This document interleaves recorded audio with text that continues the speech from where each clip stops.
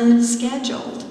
There is not a new brain cell scheduled to replace it. So you go for a period of time without enough active live brain cells. Can you work optimally with lesser amount of brain cells? The answer is no. This just makes common sense. So we want to work with the body to keep the number of brain cells in the brain working at their optimum level that we can. They rely on the foods that we eat. Foods that are put into the body are converted to glucose. Most of the time we talk about glucose in terms of blood sugar.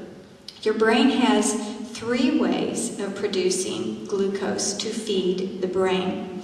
First is through the carbohydrates that you eat. Second is through glycogen. Glycogen is what's left over from the carbohydrates that was not needed in the moment in time, and it was stored.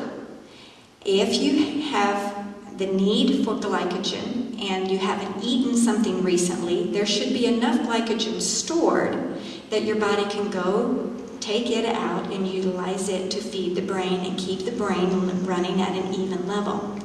However, if there's not enough stored glycogen from carbohydrates, your body has a third way to protect itself, and that is by converting proteins and fats also into glycogen so that it has enough glycogen stores. The body, remember, wants to be healthy. That's its #1 goal. So it has this fail-safe device. It has 3 ways of producing glycogen to take care of the brain and keep it running at an even blood sugar level.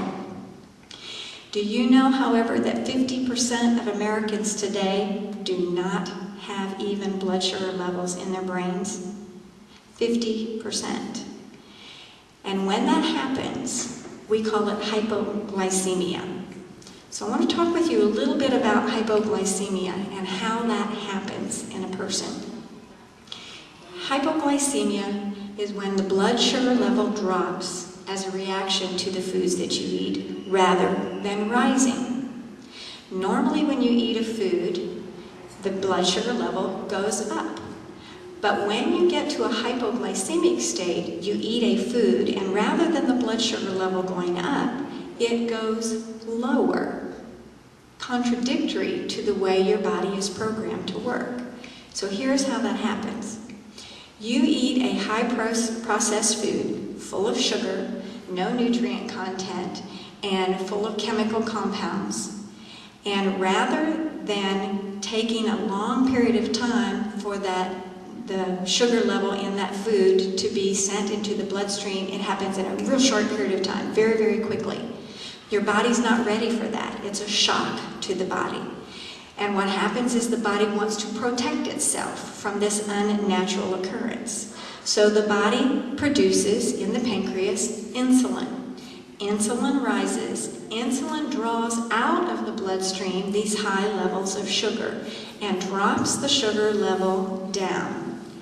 Well, because there was so much shock and this happened so quickly, the body overproduced insulin more than was needed, and it took too much sugar out of the bloodstream. So now the blood sugar level went too low, lower than it should have gone. And that very, very low level of blood sugar sends a message to the brain, and the brain goes, I'm starving up here. I need some more sugar because I can't work well with this low amount of sugar. Give me some more food. So what do we eat? More times than not, we immediately run to something sweet because we know instinctively that a sweet food will shoot the blood sugar level up more quickly than a food that has a lower sugar content in it.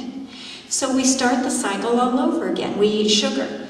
we send the blood sugar level up really, really fast. It's a shock on the system. The body says, oh my gosh, I've got to take care of this problem, and so it produces a whole lot of insulin, and it produces too much insulin, and so the insulin takes too much blood sugar out, and the blood sugar level drops way too low. And then the brain says again, wait a minute, I still don't have enough sugar in here to keep the brain cells working properly. Give me some more sugar. So we eat something else, and we shoot the blood sugar level up too high again, and we get on this roller coaster of sugar highs and sugar lows. Have you ever been there? Do you know anybody else who has ever been there?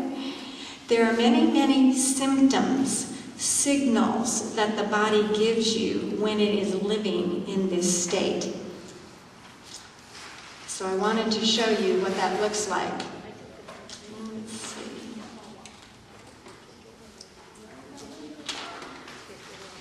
In a hypoglycemic state, you might feel restless, you might be apprehensive, you might be irritable, you might have a lack of energy, you might get trembling in your arms or in your legs, you might begin acting out, you might have mental lapses, you might have what's called a short fuse.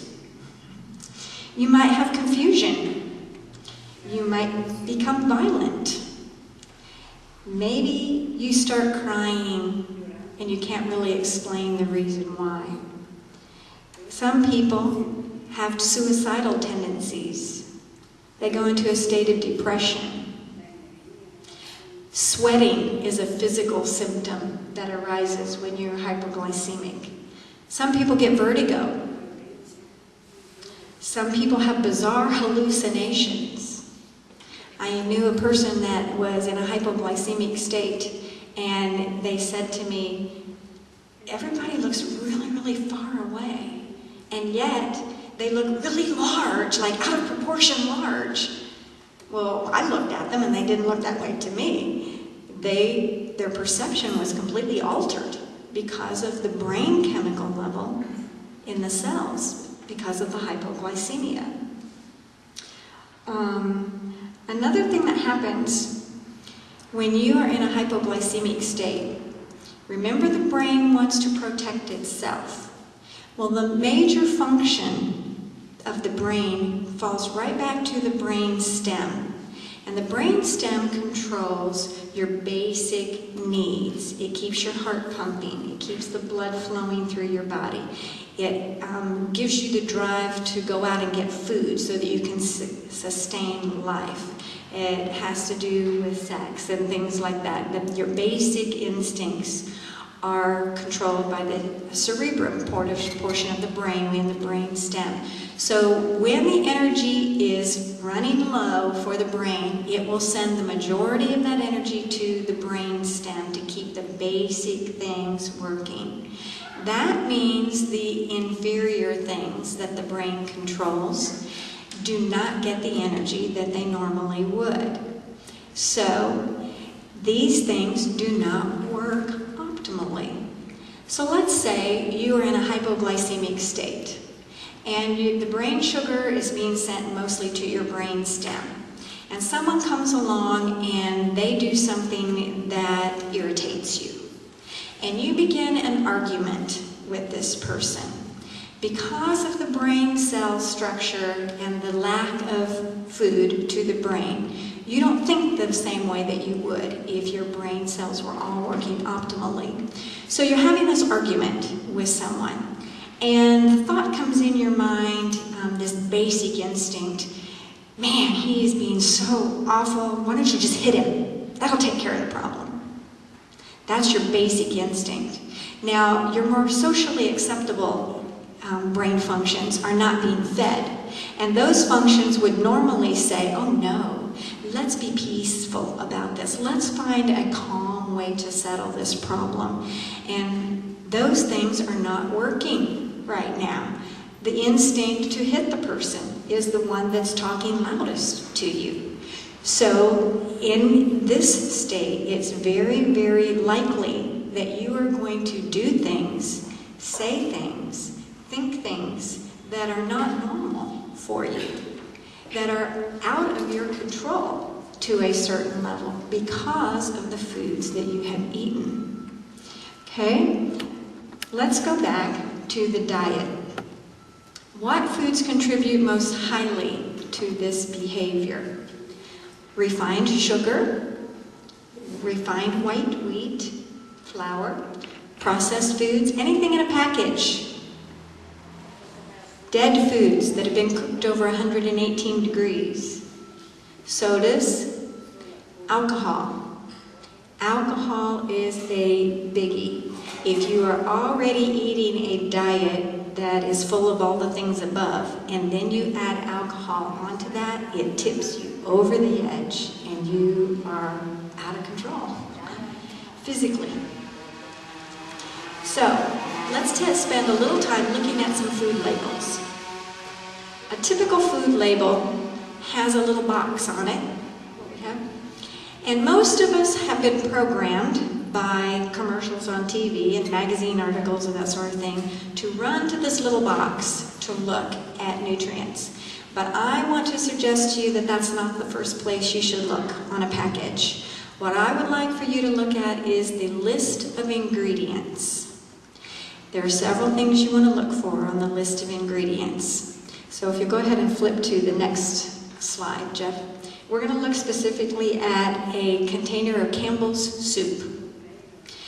Campbell's soup starts out with beef stock, not too bad, water, potatoes, carrots, seasoned cooked beef, which in parentheses will tell you what's included in that, green beans, tomato puree, and it tells you in parentheses what's in the tomato puree, less than 2% of modified wheat starch, celery, onions, salt, sodium glutamate, monosodium glutamate, yeast extract, hydrolyzed soy, and on down. Okay? The very first item listed under ingredients is the most abundant nutrient in that container of soup. And it works down lesser and lesser until the very last ingredient is the smallest nutrient amount in that particular food. Let's start with the beef stock.